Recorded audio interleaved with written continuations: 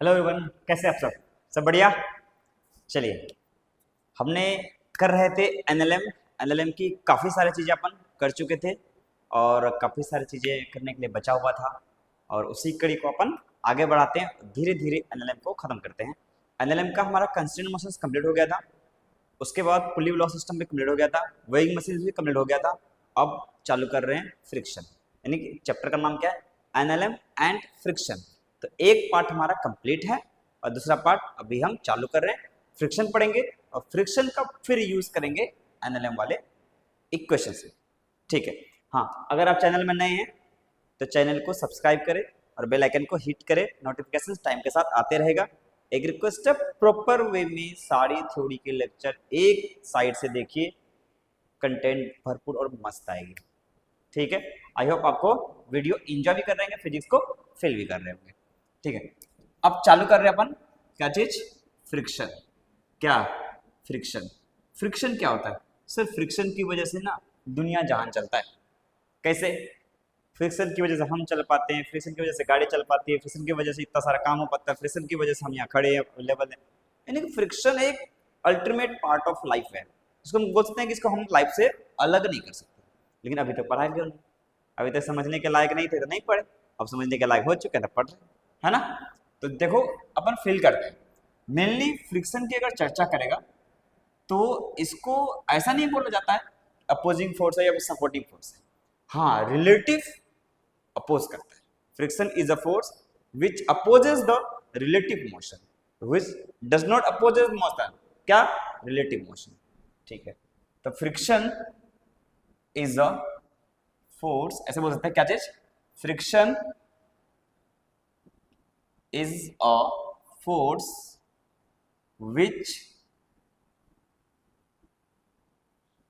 opposes the कौन सा motion, relative motion. कौन सा मोशन? Relative motion. ये रिलेटिव मोशंस का हमेशा क्या करेंगे, अपोज करेंगे। यानी कि फ्रिक्शन फोर्स हमेशा चाहता है हम साथ साथ रहे या साथ साथ चले। समझ में आया? क्या चाहता है ये? किस मोशंस को अपोज करेगा? रिलेटिव मोशंस को। ठीक है, रियल में मोशंस को ये अपोज नहीं करता है ना। अगर ये चल रहा है तो वो फ्रिक्शन जो नीचे में लग रहा होगा वो चाहता है कि चलता रहे, ये क्या करे, चलता रहे, रुके नहीं। ठीक है, अगर कोई बॉडी रुक रहा है उसको वो अपोज करेगा, यानी कि उसके रिलेटिव मोशंस को अपोज करेगा। ठीक है ना। Friction is a force which opposes the relative motion. अगर फ्रिक्शन की बात करें तो फ्रिक्शन दो तरीके होते हैं। कितने होते हैं? दो तरीके। Friction force are two types. Friction force are two types. ऐसे बहुत सारे होते हैं बट जनरली हमें दो तरीके पढ़ते हैं। तो friction force are two types. First one is static और दूसरा कौन सा, काइनेटिक। पहला है फ्रिक्शन हमारा कौन सा, स्टैटिक फ्रिक्शन। कौन सा friction? Static friction.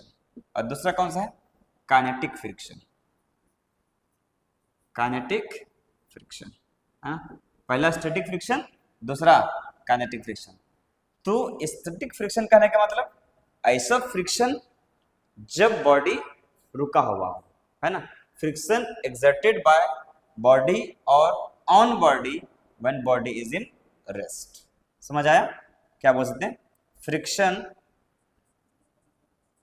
Exerted on rest, ऐसा बोल सकते हैं। जब रेस्ट में जो फ्रिक्शन लगे उसको क्या बोलते हैं, स्टैटिक फ्रिक्शन। क्या होते हैं, static friction.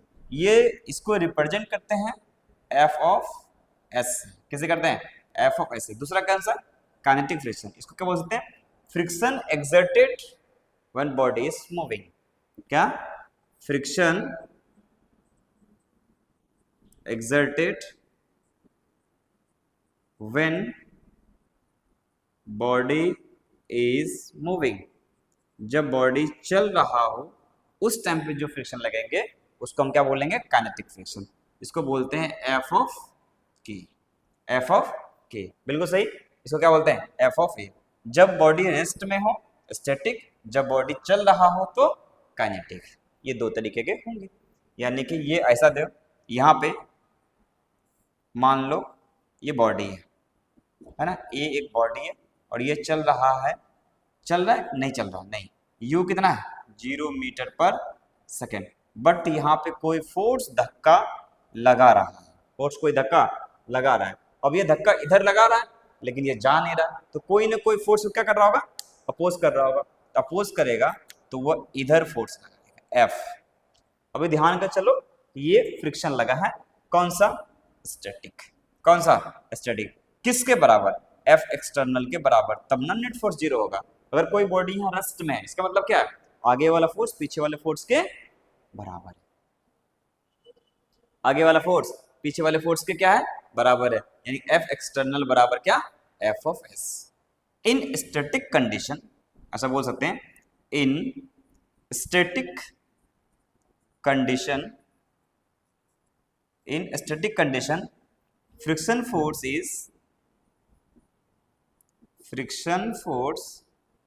is equal to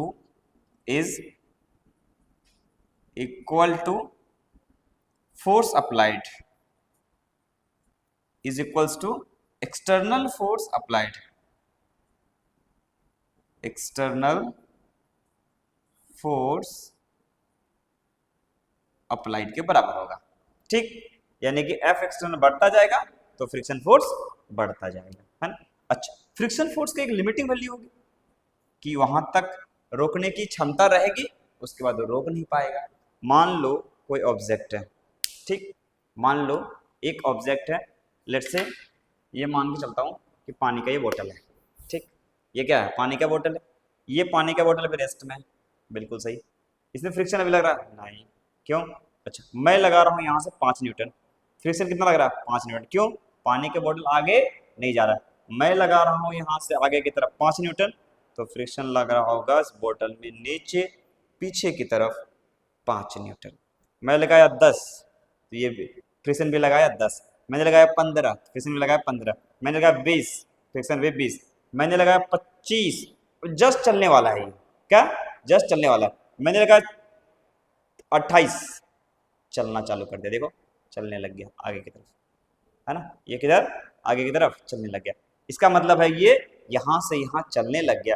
अब कौन सा फ्रिक्शन लगेगा, काइनेटिक। जब ये रेस्ट में है और मैं फोर्स लगाया जा रहा हूँ और वो अपोज किया जा रहा है, स्टैटिक था, एक लिमिट तक इसने रोका और उसके बाद ये चलना चालू कर दिया, जो लिमिट तक ये रोक पाया मैक्सिमम, उसको बोलते हैं maximum limit of static friction, उसको बोलते हैं लिमिटिंग फ्रिक्शन। क्या बोलते हैं, लिमिटिंग फ्रिक्शन। और उसके बाद ये चलने लग गया, ठीक। अच्छा बताओ, ये मॉलिक्यूल और ये मॉलिक्यूल के बीच में इंटरलॉकिंग होती है, क्या होती है, इंटरलॉकिंग, वही फ्रिक्शन फोर्स अप्लाई करता है, बिल्कुल सही है ना, इंटरलॉकिंग होती है।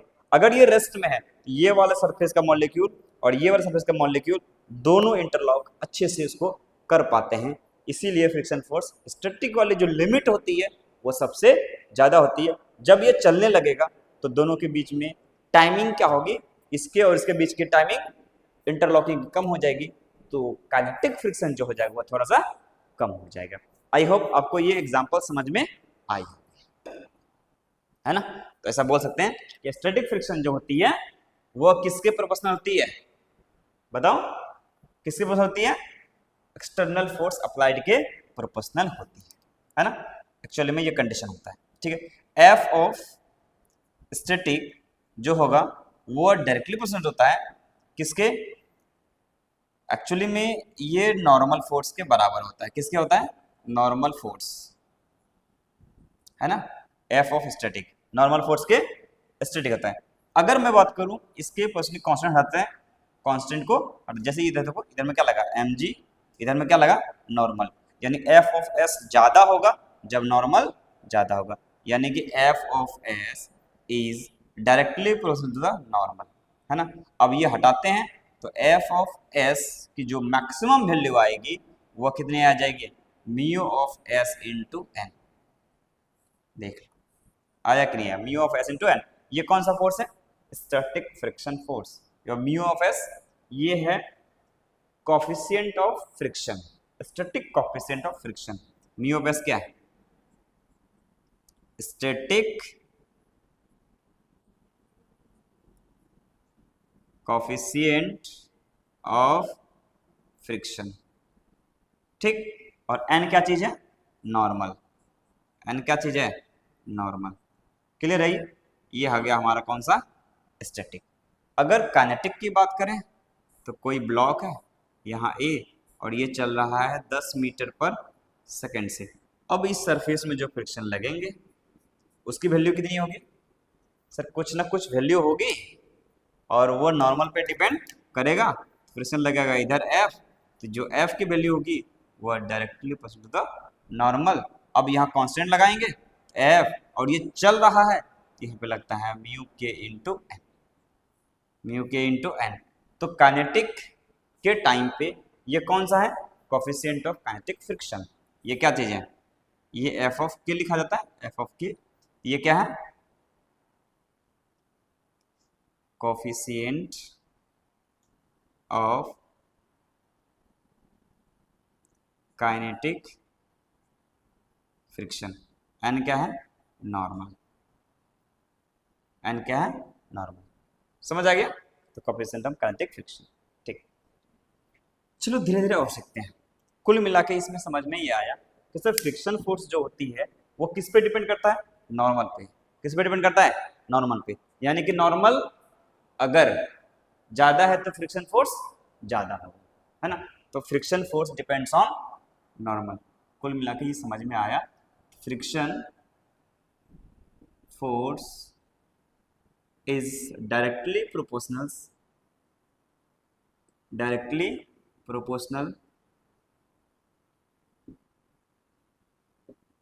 to the normal, ये नॉर्मल पे डायरेक्टली प्रोपोर्शनल होता है। और क्या होता है? फ्रिक्शन फोर्स इज, इसका मतलब ये वाला बोल दिया, एफ इज डायरेक्टली एन, ये पहला लिख दिया, ठीक है। दूसरा, फ्रिक्शन फोर्स किस पे डिपेंड करता है? सर कोफिशिएंट फ्रिक्शन पे भी डिपेंड करता है, ठीक है। अगर स्टैटिक रहेगा तो म्यू ऑफ एस और काइनेटिक रहेगा तो म्यू ऑफ के, ठीक है। और क्या बोल सकते हैं? फ्रिक्शन फोर्स क्या? Friction force is directly proportional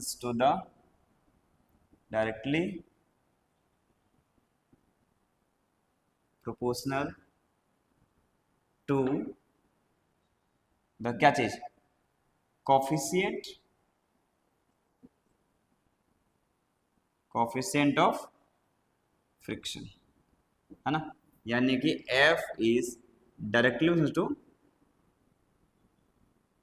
है ना, डायरेक्टली क्या बोलते हैं? यहाँ बोल सकते हैं फ्रिक्शन, यानी कि दोनों को अगर मैं मिलाऊंगा तो F is equals to mu into N, mu into N, है ना। तो अगर म्यू बढ़ेगा तो एफ बढ़ेगा। अब इसी के दो भाग में तोड़ लो। अब कौन सा? एफ ऑफ एस तो mu of S into N, और एफ ऑफ के तो mu of K into N. समझ आ गया? ये कौन सा फ्रिक्शन है?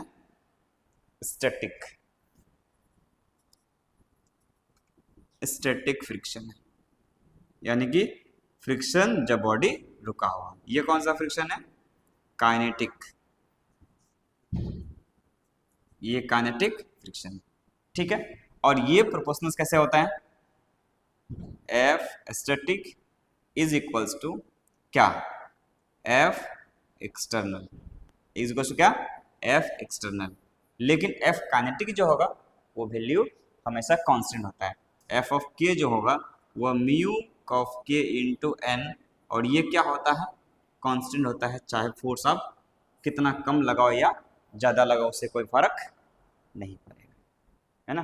तो मैं बोल सकता हूँ कि एफ फ्रिक्शन जो होती है एक्सटर्नल पे डिपेंड किस में करता है? स्टैटिक कंडीशन में। बट काइनेटिक में डिपेंड नहीं करता है। फोर्स कम लगाओ ज़्यादा लगाओ कुछ भी लगाओ, जितना लगाना है उसका म्यू इंटू एन लग जाएगा, बात खत्म। समझ आ गया, है ना। तो डेंजर कौन है? ये क्यों? एक्सटर्नल पे डिपेंड कर रहा है, ठीक है। लेकिन इस वाले केस में एक्सटर्नल पे डिपेंड नहीं करता है। तो मैं बोल सकता हूँ कि kinetic friction does not depends on external force but static friction depends on external force. हाँ, काइनेटिक फ्रिक्शन जब भी निकाल रहे हैं इसका मतलब वेल नोन हम हो चुके हैं कि बॉडी चल रही है। तो मैं यहाँ से एक नोट लिखा के लिख सकता हूँ, क्या बताओ? Kinetic friction does not depends on external force, ऐसा बोल सकते हैं, है ना। देखो, kinetic friction does not depends on, किसमें बताओ, एक्सटर्नल फोर्स, एक्सटर्नल फोर्स पे डिपेंड नहीं करता, लेकिन static friction depends on external force. इसका क्या बोलेंगे, static friction depends on external force. ठीक है, अगर मैं इसका ग्राफ बनाने की कोशिश करूं, क्या बनाने की कोशिश करूं, फ्रिक्शन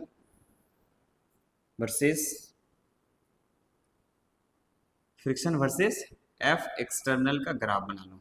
ठीक है, जब कोई बॉडी, मान लो यार देख, ये बॉडी है, ये बॉडी ए है, ठीक है, इधर देखो, अभी कहीं नहीं जा रहा है, इधर में एफ लग रहा है। एफ एक्सटर्नल अगर जीरो हो, इसका मास एम मान लेता हूँ, अगर एफ एक्सटर्नल जीरो हो, कोई धक्का उसको लगा ही नहीं रहा है, तो अपोज किसका करेगा, तो फ्रिक्शन फोर्स कितना है, जीरो। फ्रिक्शन फोर्स कितना है, जीरो। इस केस में कोई फ्रिक्शन लग नहीं रहा, इस केस में कोई फ्रिक्शन नहीं लग रहा, इसमें एफ जीरो है, यानी कि इस वाले केस में फ्रिक्शन इधर लगेगा, बिल्कुल सही लगेगा तो इधर, लेकिन कितना लगेगा वो एफ एक्सटर्नल पे डिपेंड करता है। कब तक, जब तक ये रुका हुआ है तब तक। ठीक है, यानी एक्सटर्नल बढ़ेगा तो एफ बढ़ेगा, एक्सटर्नल बढ़ेगा एफ बढ़ेगा, एक्सटर्नल बढ़ेगा तो एफ बढ़ेगा, एक्सटर्नल बढ़ेगा तो एफ बढ़ेगा। कब तक, सर जब तक ये चलने के लिए तैयार ना हो जाए, मतलब स्टार्ट ना हो जाए। ठीक है, यानी कि एक्सटर्नल फोर्स जो होगा वो बढ़ता रहेगा, फ्रिक्शन भी बढ़ता रहेगा, एक लिमिट तक बढ़ेगा, उसके बाद जस्ट वैल्यू थोड़ा डिक्रीज होता है और यहाँ से फिर कांस्टेंट जाता है। अच्छा, ऐसा होता है, यानी कि ये वाला जो वैल्यू है, ये वाला जो वैल्यू है, ये एफ ऑफ एस मैक्स है। क्या चीज़ है, एफ ऑफ एस मैक्स है, और ये होता है mu of S into limiting. ठीक है, और ये वाला जो वैल्यू से जस्ट थोड़ा नीचे, ये एफ ऑफ के है, ये mu of K into N होता है। इस देखो यहाँ से पता पड़ेगा, तो म्यू ऑफ के जो है, यानी एफ ऑफ के जो है, वो थोड़ा एफ ऑफ एस से छोटा है, एफ ऑफ एस से छोटा है, यानी कि यहाँ से ये वाला जो पॉइंट है, ये है लिमिटिंग वैल्यू,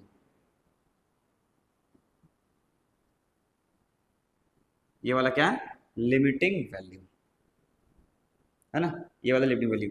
और यहाँ तक एफ एक्सटर्नल, यहाँ पे जो है एफ एक्सटर्नल है, यहाँ से यहाँ तक क्या बोल सकते हैं, स्टैटिक, और यहाँ से यहाँ तक क्या बोल सकते हैं, काइनेटिक, है ना, ऐसे करके।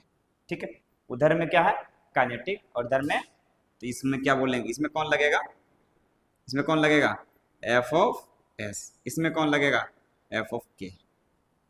समझ आ गया, एफ ऑफ के का वैल्यू कितना होगा, कांस्टेंट, और वो किसके बराबर, म्यू के इंटू एन के बराबर।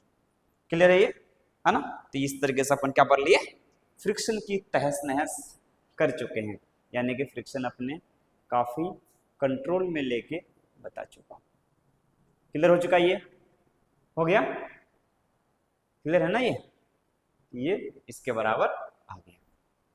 ठीक, अब थोड़ा सा और आगे बढ़ाते हैं, फ्रिक्शंस को और पढ़ते हैं कि डायरेक्शन ऑफ फ्रिक्शन किधर होगा, ये पता करते हैं, है ना।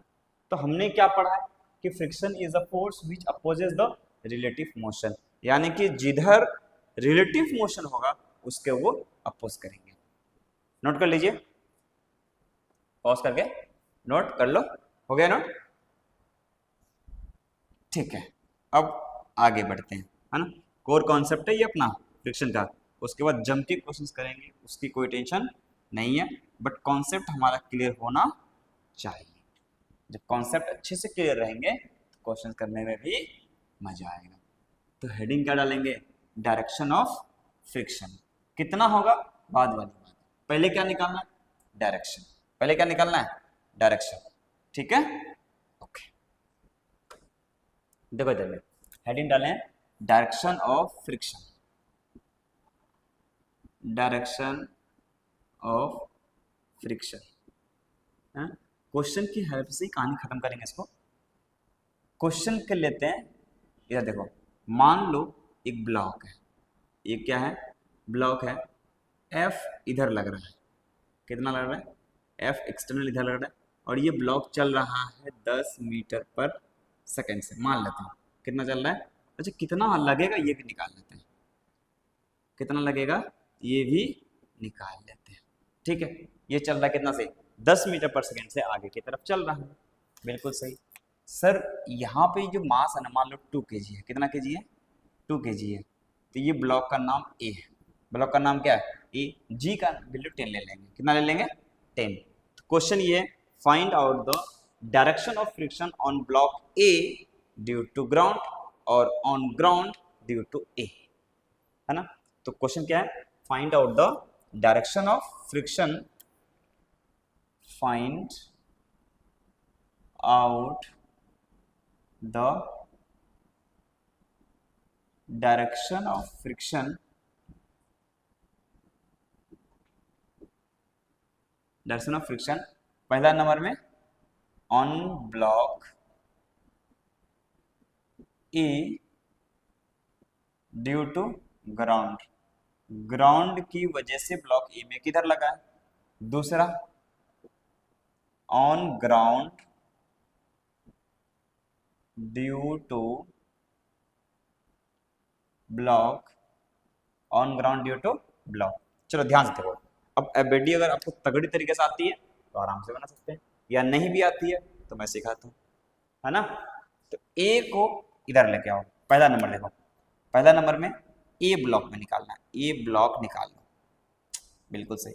ये जा किधर रहा है सर, 10 मीटर पर सेकेंड से इधर जा रहा है। ये ग्राउंड में जो बैठा, तुम चीटा बन करके कहाँ बैठ जाओ, ग्राउंड में, और तुम देखो ब्लॉक को, ब्लॉक किधर जा रहा है, आगे, ब्लॉक जा रहा है आगे, फ्रिक्शन लगेगा पीछे। समझ आया कि नहीं? क्यों, ग्राउंड चाहता है कि तुम कहाँ रहो, रुके रहो, और तुम किधर जा रहे हो, आगे, तो ग्राउंड उसका अपोज करेगा, किधर लगाएगा, पीछे, तो फ्रिक्शन फोर्स लगेगा इस नीचे वाले सरफेस में इधर, एफ ऑफ के, और ये होगा म्यू इंटू एन। समझ आ गया, म्यू इंटू एन। अगर मैं म्यू का वैल्यू दे दूं यहाँ पे, तो म्यू का वैल्यू मान लो 0.2 है, 0.2 है, तो वैल्यू कितना आ गया, एफ ऑफ के वैल्यू, म्यू का वैल्यू 0.2 इंटू एन का वैल्यू mg के बराबर 2g, ये आया ना 2 kg, है ना। तो फोर्स किधर लगेगा, इधर में नीचे तरफ 2g, और इधर में कौन n, और n और 2g दोनों बराबर है, तो n बराबर 2g। तो देखो वैल्यू कितना आया, 0.4 इंटू जी का वैल्यू 10, ये पॉइंट दिया, तो एफ ऑफ के की वैल्यू जो आई वो कितनी आई, 4 न्यूटन। और ये धीरे धीरे यही एफ ऑफ के अपोज करते करते इस बॉडी को रेस्ट में ले आएगा। क्लियर है ना। उसी तरीके से अगर मैं ग्राउंड को देखूं, ग्राउंड का बनाऊं, ग्राउंड का, किसका बनाओ, ग्राउंड का, तुम बीच में चले जाओ और ऐसे करके कहाँ बैठ जाओ, इधर वाले, किस में बैठ जाओ, किस में बैठ जाओ बताओ, ब्लॉक में बैठ जाओ, ब्लॉक में बैठ जाओ।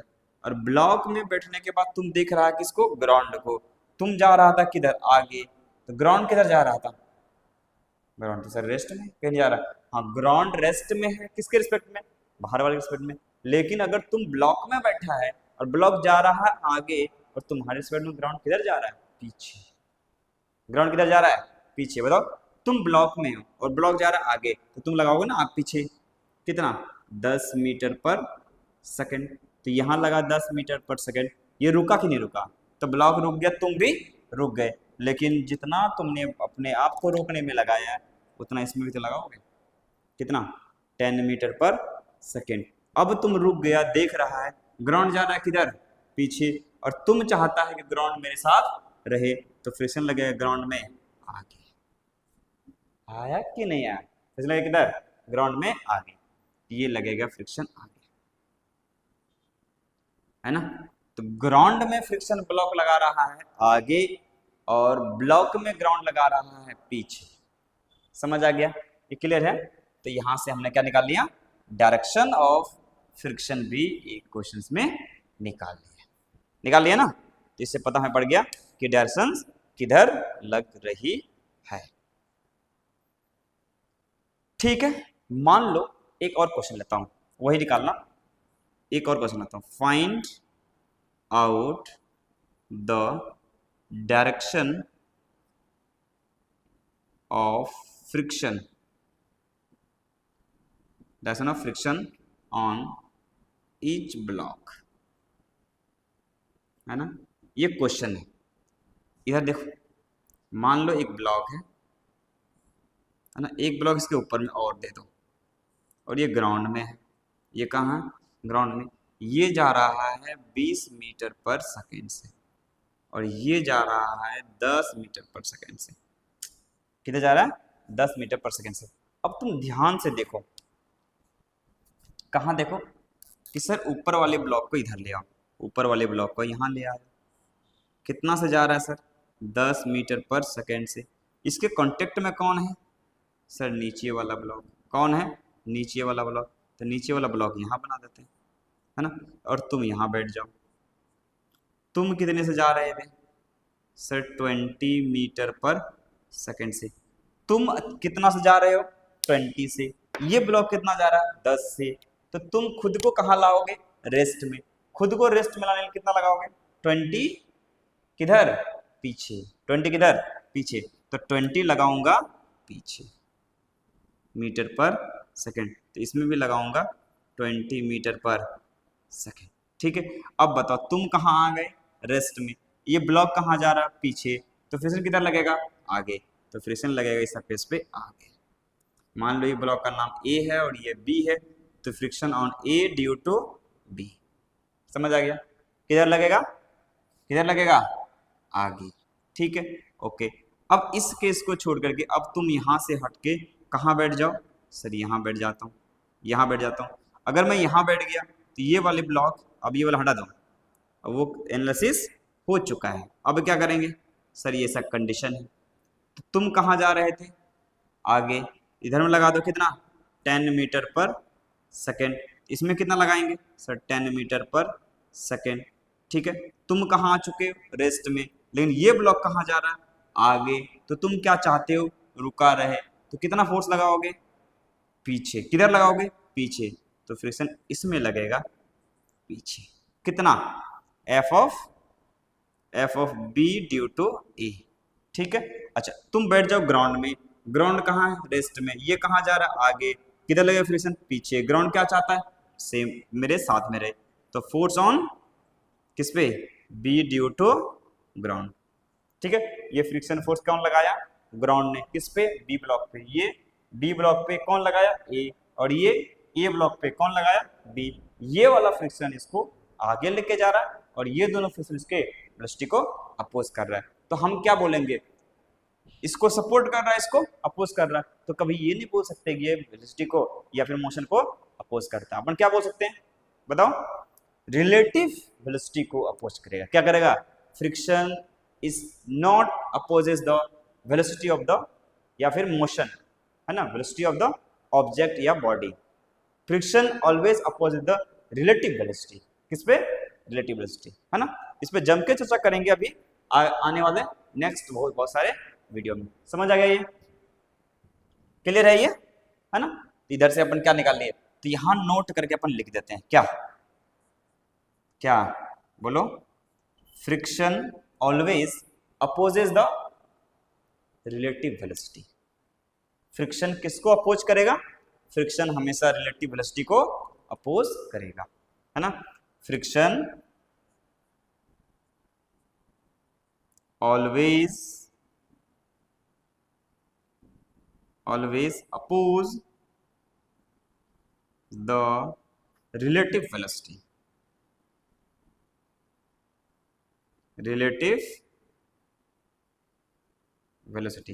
फ्रिक्शन हमेशा, है ना, रिलेटिव मोशन को अपोज करेगा, मोशन को अपोज नहीं करे। फ्रिक्शन मोशन को अपोज नहीं करता है, बट ये रिलेटिव मोशन को अपोज करता है। तो ऐसे बोल सकता है यहाँ पे, फ्रिक्शन मोशन को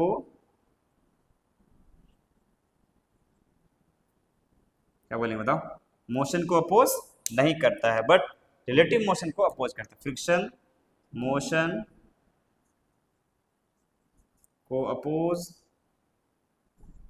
नहीं करता है, बट रिलेटिव मोशन को